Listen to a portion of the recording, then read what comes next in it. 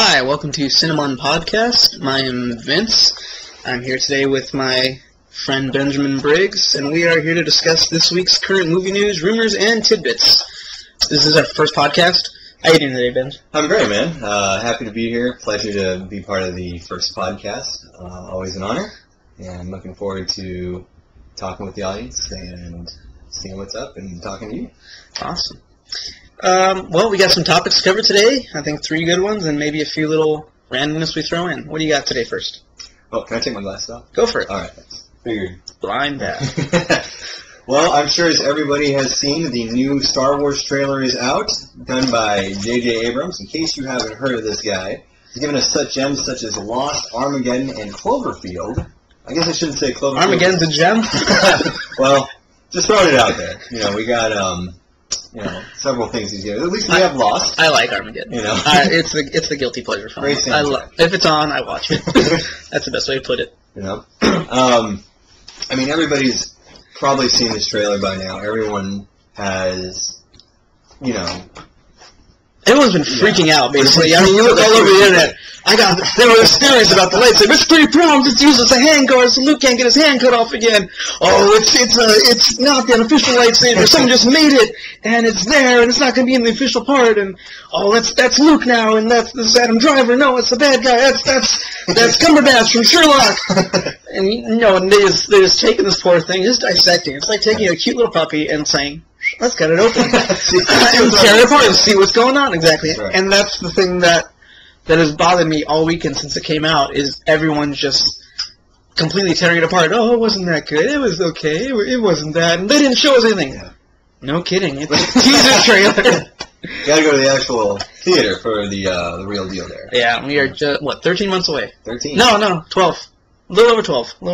About a year until that finally comes out. Hope everybody can hang on and spare with box office. Oh my god. What was your favorite part of the trailer, if any? There was not a lot to go off of.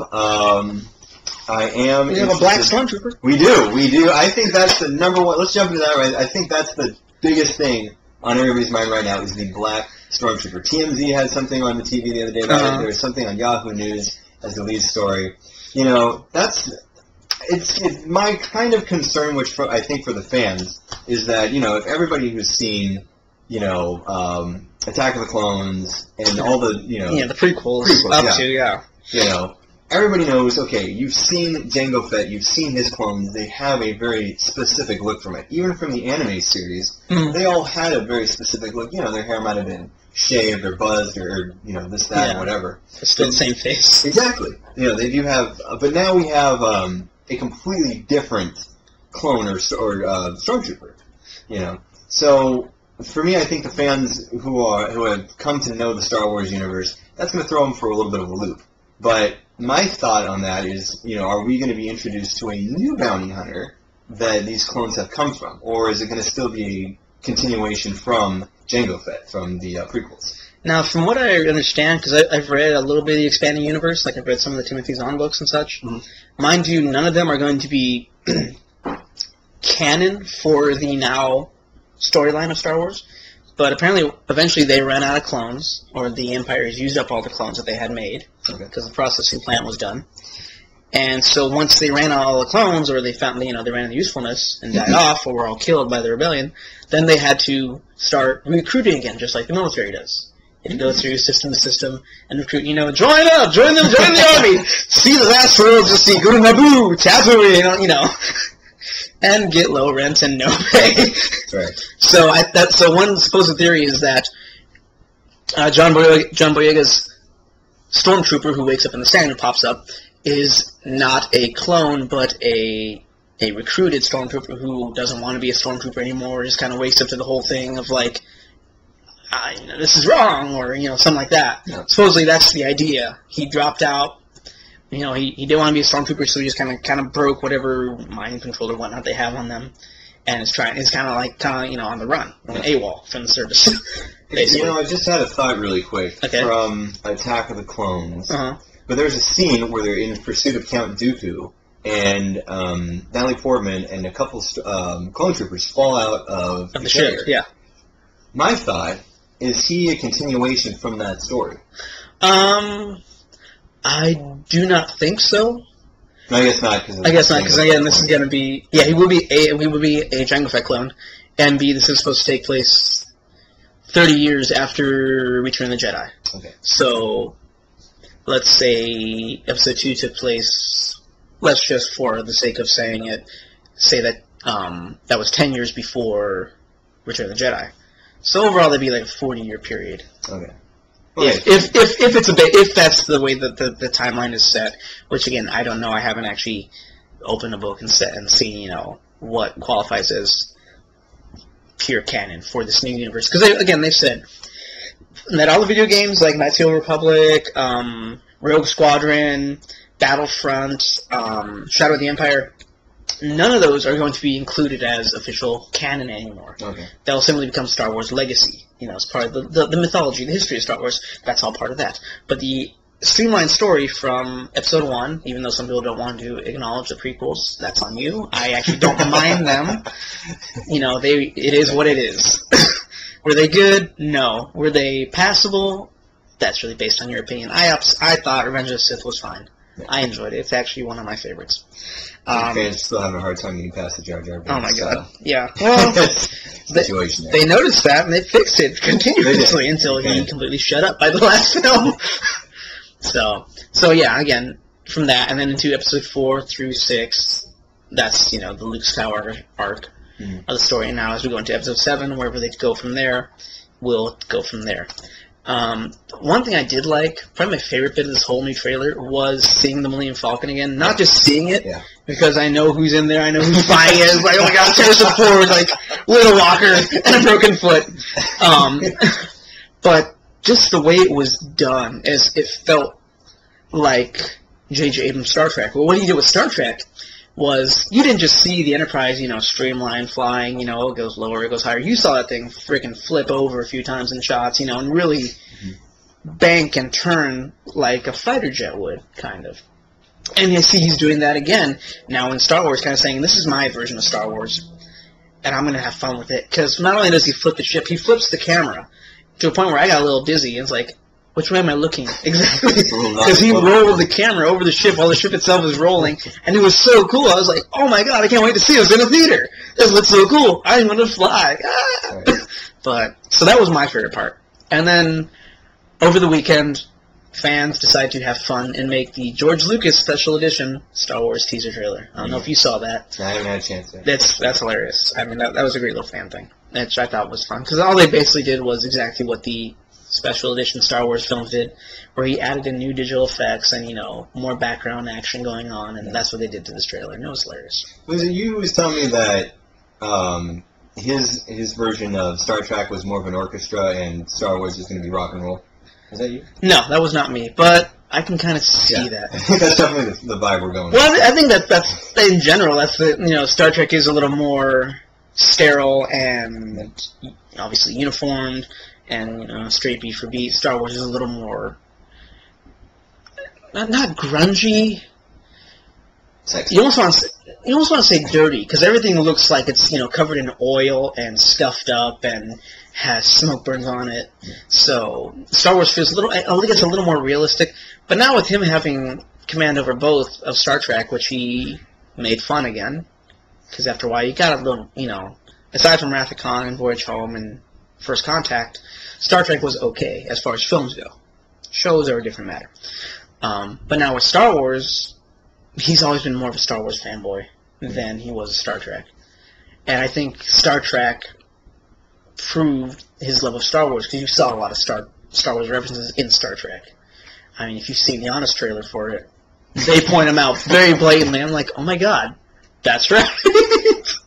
So that was a fun one. Another big trailer that came out this weekend was the Jurassic World trailer. Debuted a couple days before the Star Wars, because I'm sure they were aware that if Star Wars comes out, it will be completely drowned in the white noise that is a bunch of nerds, jizzing their pants over Star Wars. So the Jurassic Park trailer, for me personally, I was thrilled, I was smiling, I was scared all at the same time. And I was completely blown away. It was nothing that I expected I thought I would see with that trailer. For me, Jurassic Park is very personal. What most people will say, you know, people in their 40s and 50s, oh, when I saw Star Wars, it was the greatest thing in the world. Like, listen to Kevin Smith on his podcast. For him, Star Wars is like, you know, the mecca of his love of film. Well, for me, maybe even for my generation, I don't know, it depends on your taste. For me, that was Jurassic Park. Steven Spielberg's 93 film. Jurassic Park was my gateway drug into love of film, basically. It was my first hit of weed on film. So everything I've done from then on with film and looking and reading books and studying and watching documentaries, I wrote 2 biographies about Spielberg in school when I was in elementary school. So Jurassic Park was all part of that. It got me into Hitchcock, it got me into some Brian De Palma, it got me into Martin Scorsese and all, you know, all these other great directors and all these other films. But for me, ground zero will always be Jurassic Park. So getting to see that trailer again now this last weekend was just absolutely beautiful. Like, I honestly did have a tear in my eyes. Like, I cannot wait to see this movie. I'm honestly almost more excited for it than I am for Star Wars or even Avengers Age of Ultron. I mean, it means that much to me that I was just, like, completely blown. It's finally a park. It's a realistic park. It looks real. And that's the thing that freaked me out, was that I can see it happening. Like, you see, like, Disney's Animal Kingdom, you see a little bit of, like, SeaWorld's in there, you see a safari park, like we have the San Diego Zoo, obviously that's where we broadcast from, San Diego, so we have the zoo here, we have the Wild Animal Park up in Escondido, and that's what it looked and felt like. It did. And so that added a little more realism to me, because I can just go there and be like, hey, I can see that, but with dinosaurs. Yeah. So that for me, again, the trailer was just epic. It gave me enough of a tease that I can't wait to see more. Got to see Chris Pratt playing a very different role from Parks and Recs and even Guardians of the Galaxy. He's a little more the fun-loving, smart-ass kind of guy. He's very the straight man. Yeah. The straight man. There's no joking. Everything with him seems to be serious, at least from what we're shown. He's the hunter, the experienced guy. You know, don't screw around with these animals because they're still animals. You know, we don't control them. That's kind of I think the role he's going with on that one. Do you think we'll see any Dr. Grant in his performance? In Pratt's performance? Yeah. I think we'll see more of Bob Peck, who played the game warden in the first film, the Muldoon character. Yeah, I think that's more of who we're going to see in Chris Pratt's character. A little more. He's got that kind of look, that kind of, you know, I just stepped out of an African safari with the rolled up sleeves and the vest. I'm like, okay, put on the hat, give him a shotgun, and, you know, he's ready to go. I don't think we're going to see I think the Bryce Dallas Howard will kind of play maybe more of the Alan Grant, John Hammond kind of blend, because I think the park is hers. Yeah. So it's her development, it's her genetic systems and whatnot that are building this new hybrid dinosaur, which, Lego leaked online a couple weeks back, which looks cool. Yeah. So I haven't seen that's something that is a kind of concern of mine, if we're going to have another Spinosaur kind of deal. I liked it personally. I liked the Spinosaur. I thought it was kind of cool, kind of. The Spinosaur was fun. The Jurassic Park 3, for everything it was, I know a lot of people hated on it because it didn't have the spirit of Jurassic Park, and you know, it's a little more Lost World, a little more wild. Yeah. But that to me is what made it fun. It was different. You know, obviously it's not going to be a park. It's going to be like being stuck in the jungle with a bunch of wild animals, basically. And Jurassic Park 3, it filled its purpose. It was a fun adventure film. A, B, C, hit all 3 points that it needed to hit with its story beats. Some people claim plot holes, you know, certain ridiculousness, like the raptor on the plane. That was funny. That was funny. I thought that was great. So even before snakes on a plane. Even before snakes on a plane, there was raptors on a plane. I am tired of these mother trucking raptors on this mother trucking plane. Are they all truckers now? Well, censorship first. Little raptors are trucking. They got little like Ashton Kutcher, circa 2006. You know, the trucker hats and the beards. CB. Okay. Now that's an interesting, right there with the raptors. I'm sure a lot of people probably have the questions as to why, you know, is Chris Pratt in danger with getting attacked by the raptors? Or is this new mutant dinosaur just such a threat they don't even care? From what I've heard from Colin Trevorrow and the rumors that have come out of the set and whatnot and the writing, that they are his raptors. Really? Like they were bred, he raised them, they know him. They're still an animal. Obviously, it's like having a wolf for a pet. It can still kill you. but it knows you. You know, it's a little more used to you. It's been around you. It knows your smell. It knows how you are. You know it. It knows you. So from what I understand, they are raptors that are trained to be kind of like enforcers with him. They kind of help keep the animals in line that get out of control or out of hand or try to escape. That they're kind of there to help him wrangle them back. Like a sheepdog. Very violent. Like a sheepdog. The world's most violent sheepdog is a raptor. That's what you want. But that was so cool. I mean, like, that's the last shot. I saw the raptor come out of the pen. I was like, okay, that's interesting. And you have them surrounding him on the motorcycle at night, going through the jungle. It was just, I want to see where they're going. They're like, oh my god, they're not eating him. They're like running with him. They're all talking together except for him. You know, he's just going. But I mean, it was. If that rumor is true that they are his and they are trained by him to work for him and with him, that's just going to be cool because you've taken the scariest damn dinosaur from the first film and made it your partner. That's right. So I mean that for me is going to be a lot of fun. And a lot of people, my dad liked seeing the little gyrosphere thing, that kind of big old human hamster ball that was going through the park. That looks cool. And obviously I saw a few Blackfish jokes with the Maiasaur. Jumping out of the water, eating the shark.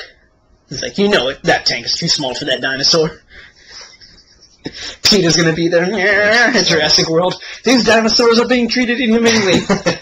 And they just bite him, and, you know, there was PETA. Sorry. Alright.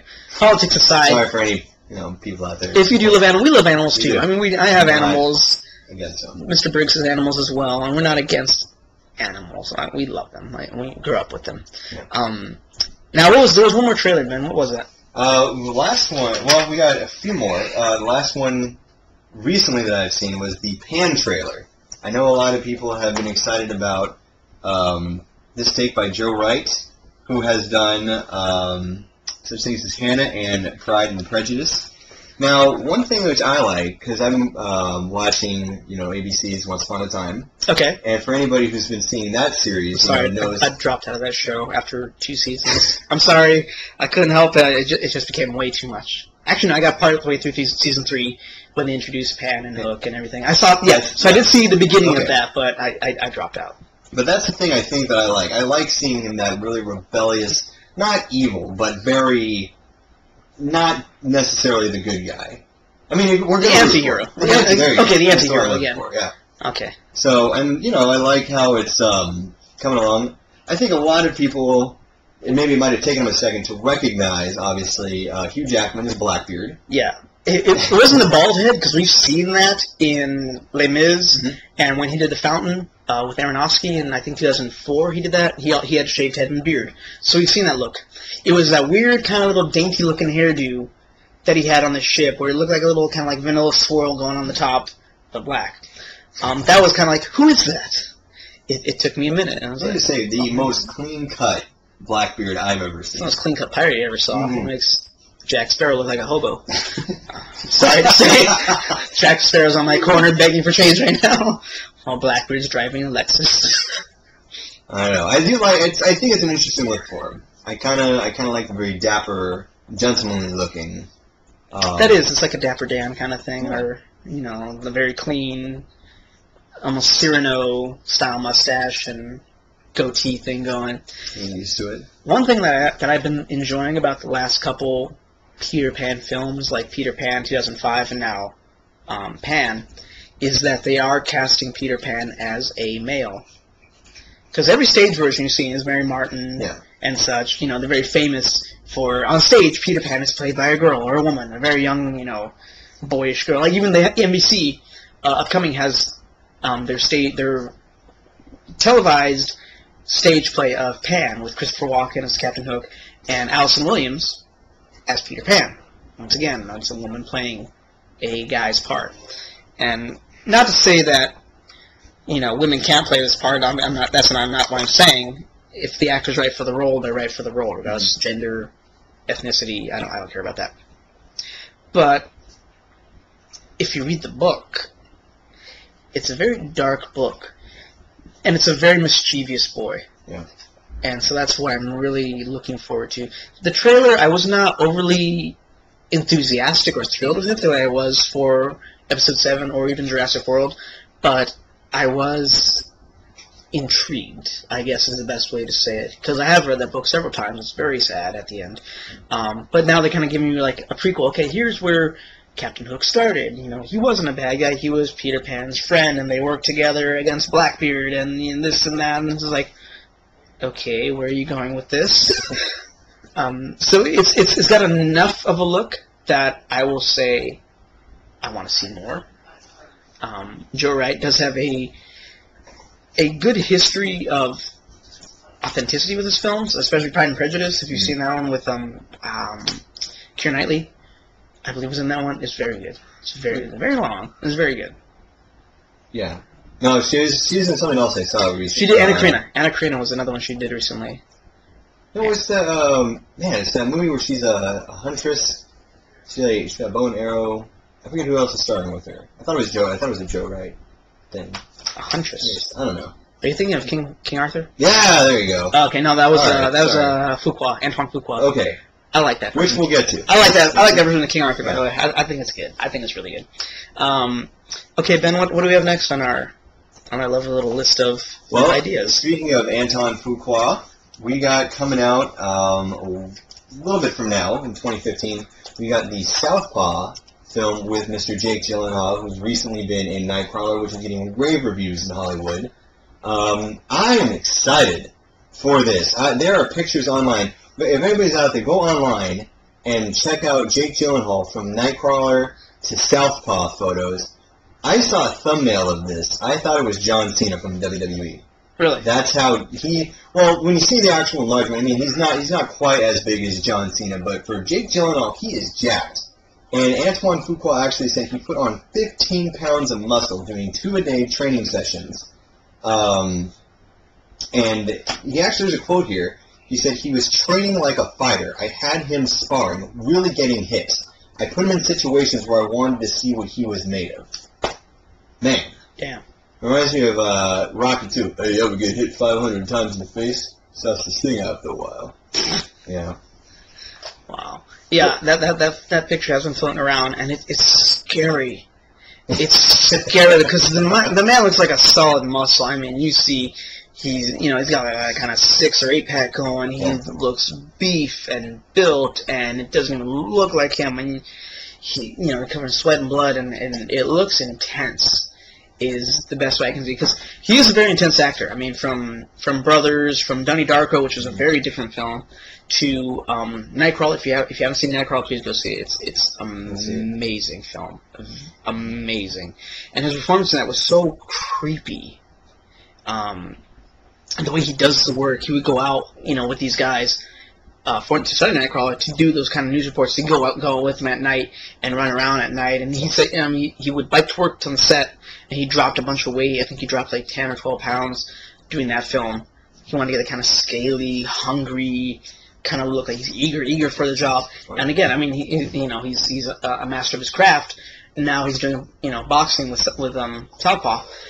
He's gonna go that extra mile that Day-Lewis does, that Robert De Niro does, of getting fully into character by getting as much into that world as you can. Eventually, as an actor, yes, you have to draw a line. Where, I mean, like, obviously Daniel Day-Lewis could not be Lincoln. He could not be the president of the United States. Because we live... Not that I wouldn't vote for him. We live in, 2014, and Lincoln was assassinated in 1863, So, I mean, he can't go that far, but the extremes that he goes to, that Gyllenhaal goes to, that Christian Bale goes to for Batman and The Machinist, American Psycho, it's scary what they will go through with the physical toll. I mean, you're a bit of a workout guy, right. And yours is more for health, I see, than for the role. Are you checking me out? Huh? You checking me out? Don't worry about that. Don't tell your wife. Sit in the other room. Don't tell your girlfriend. Oh. Or maybe she already knows. Oh. Nerds. I love you, sweetheart. Just kidding. He's not. Sorry, let's get back on topic here. Sorry. All right, back on topic. So yeah, do you know when Southpaw's coming out? It's supposed to come out? I don't. I just have 2015. I can dig into that a little bit more. Okay, yeah, please do, and we'll get back to you on that. Obviously, you can go check online anywhere, IMDb, Hollywood Reporter, Rotten Tomatoes. That'll probably give you a release date. If you come back here before that, we'll hopefully have that date for you. We have there's actually a few more people in. Rachel McDaniels, Forrest Whitaker, and even 50 Cent are 50 cents. Not 50 cents. 50 cents. That's right, 50 Cent. Excuse me. Is going to be are going to be joining the cast too. So yeah, we got a pretty good cast so far. You think they're going to kind of go the Rocky Apollo Creed with Gyllenhaal and 50 Cent? You know, I think that would make for a little throwback, a little interesting celebrity death match from the 90s for anybody who remembers that show. That was fun. Back when MTV kind of played music videos. But, yeah, it'd be interesting. I'd like to see, what 50 Cent is going to do in this film with Mr. Gyllenhaal, and are we going to see him spar off? You know? That'd be fun. They are actually, speaking of Rocky, they are actually in development on a film called Creed, which I believe is supposed to be about the grandson of Apollo Creed being trained by Stallone's Rocky to box. Kind of taking the Rocky V idea where he trained his son. Yeah. But we're going to make it your best friend's grandson now, since your best friend died and was killed by a Russian. Was that? Yeah, that was Rocky IV. Yeah. So, yeah. So, I mean, I've only heard tidbits here and there about Creed, so I look forward to reporting more on that one as well. Yeah. And the one I'm super jacked for this one. I'm sure probably a few people have seen it. Mad Max Fury Road by George Miller. I am so excited. First of all, Tom Hardy as Mad Max. Beyond stoked. Anybody who's anybody knows Tom Hardy does amazing stuff. I mean, first of all, the iconic Bane. Everybody, and their mother has been making fun of the Bane voice. But he's memorable. So I think I can't wait to see Tom Hardy. I didn't even Charlize Theron. Sorry, excuse me. Didn't even recognize her. Shaved head. You look her up online, IMDb. I can't even tell it was her. Had no idea until they mentioned it. She's another one who does that, like in Monster in 2003, when she put on all that weight and did all the prosthetic work for her Oscar win as Eileen Wuornos. It's another dedicated to the craft. That's right. Scary. Mad Max has had some trouble over its production history. I mean, for a long time it was, the script got tossed out, and they had to do a lot of reshoots, and they kept pushing the release date back, and people were freaking out. Oh my God, is it going to suck? Is it going to suck? They're going back for reshoots. Oh, that's going to suck. Just because a movie goes back for reshoots doesn't mean it's going to suck. Sometimes they just want to add a little more flavor into the soup. Yeah. That's all, like, right now. The Avengers announced that in January they're going back. Chris Evans, Robert Downey Jr., Chris Hemsworth, Mark Ruffalo, Scarlett Johansson, they're all going back to do some pickup reshoots for Age of Ultron before it comes out in May. A lot of movies do this. Peter Jackson has now, it's part of his history with his films, from Lord of the Rings through King Kong, Lovely Bones, now even into the Hobbit trilogy, of going back and doing pickup shots or reshoots. It's just part of film. Not every studio announces it or, says they're doing it, because people have an immediate reaction. Oh my God, they screwed something up, it's going to suck. So they're trying to fix it, it's going to suck, oh God. World War Z did that, and apparently that did very good. I mean, they went back throughout the whole script, they redid it, they redid the third act, and it was successful enough that people saw it, it made some profit, and, you obviously you can watch that on Netflix whenever you want. But it can be successful. Reshoots are never a bad thing. Reshoots sometimes just refining it, making it better. This angle, I didn't like it, I want to make it different, or I had a different thought for this shot. Sometimes reshoots happen on set, or stuff changes on set from what was planned or scheduled that day. It just happens. But I think, again, most of the time studios don't say anything about it because they don't want to get the negative feedback from the fans, from the listeners, who start freaking out. Oh my God, it's going to suck. It's terrible.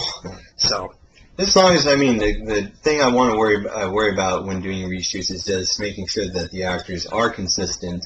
Then there's no little, hidden inconsistencies that you see. It's fun to catch those from time to time, but I just hope, everything. I'm sure everything will be fine, like I say, we got a good cast with Mad Max Fury Road. I'm sure everybody's going to be on point.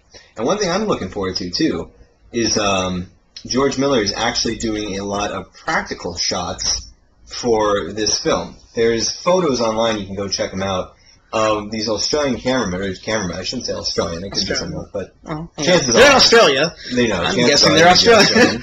Just saying, in case I'm wrong, and somebody's from Iceland or Greenland or wherever. But you got these guys on these huge rigs that are just hanging on by a belt and like a little line, and they're filming these gigantic crane shots and long shots and chase sequence, and I mean, God bless them for being out there, you know. And I don't like heights. I'm not a big height guy, so to these guys who are doing these shots and getting these incredible views that we're gonna see, hats off to you guys, you know.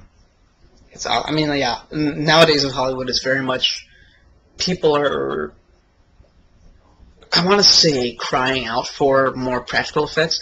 But you have to remember, practical effects can only go so far, and that's the benefit we have nowadays with CGI. I'm sure some of those effects will even be enhanced through CGI in post-production. Yeah. And all that can do is make it better. I mean, practical effects are cool, yes. I mean, you go back, watch any film out of the 80s, early 90s, it's all practical effects. It's all, you know, trick of the camera. It's all miniatures and model shots, and it's cool, but you can obviously enhance it. I don't want to say make it better, because that's the wrong term.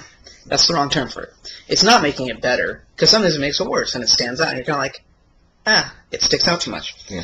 I think it's to enhance it, to add maybe even just slightly a little more realism to it, and that's obviously been the biggest complaint with Star Wars. With the prequels, everyone's, you know, bitching about, you know, it's all CG now, you know, there's no sex anymore, you know, it's not real, it doesn't feel real, and that's what Abrams is going for now. Even with Episode 7, you know, he did those little on-set videos for the charity he was doing. He had a real ship, a real X-Wing there. There's the real market he's walking across. There's the Millennium Falcon. It's a real thing. It's a set you can physically walk into with working lights, with working doors. So that can only add to the performance. But you can only go so far. Okay, brand new out today is Dawn of the Planet of the Apes. It's come out today on Blu-ray and DVD. You can only go so far with that film before it requires a touch of CG. You can do season makeup. Obviously, it's been proven with the old 60s films and the 70s of Planet of the Apes. It can be done with makeup. But if you say, I want to see it look as real as possible, I want it to look like a real chimpanzee is standing up and talking, it's got to be done through computer. Again, it could be done with makeup with computer enhancement, but you are ultimately saving money by doing a full computer character with that. And again, with Mad Max, practical effects are awesome. I believe a lot of that. What came out earlier this year, Need for Speed, all of their effects in that film were practical in-camera effects. All the car flips, all the stunts, everything was a practical effect. There was no CGI enhancement to anything with their cars that they've done, which I'm hoping Fast and the Furious kind of goes back to, because, you know, some of the stuff they do is pretty cool with the cars. Yeah. It's pretty neat. But eventually, after a while, you're kind of like, that's CG, that's CG, that's CG, yeah. And you kind of start clicking away on it. Plus, I mean, you give you know, the stunt guys a chance to get out there. You know, you increase a little absolutely. bit of everybody getting paid, everybody having some fun. You know, get their time, get a screen credit, the recognition, and pay their dues. Oh yeah, stunt team is like the unsung heroes of all film. Mm-hmm. And obviously, they, along with Paul Walker's siblings, finished his role for Fast 7, or Furious 7, actually, official title. They all finished his role for him. Unfortunately, when he passed away a year ago. So, but on to happier things. Yeah. Kit, do you have a movie quote of the day? Do I have a movie quote of the day? Yes. Well, I do. Okay. Mine is going to be a little, you know, I don't want to say it's probably the most famous line in the movie, but I think enough time has passed where this movie has kind of been swept under the carpet. Or not swept under the carpet, but, you know, people might have forgotten about it. Maybe. I don't know. But I do have a quote. They might have. Okay, maybe. What is your quote? Well, would you like it in the context of that character, or do you just want it? If I do it in the context of the character, perhaps people might get it. So maybe I just... Let's do both. Let's do both. Let's do it straight, and then we'll do it in the context of the character and see. We can figure it out. Okay. So the quote of the day, or movie quote of the day, is, I am Ripper, Slasher, Terror, Gouger. I'll leave it at that. Okay. Folks, if you know this movie quote of the day, feel free to leave it in our comments section. Feel free to email us, Twitter us, at CineMunn on Twitter. You can find us there. I am Vince. I'm here with Benjamin Briggs. Woo! And we will see you next time. Thank you for listening.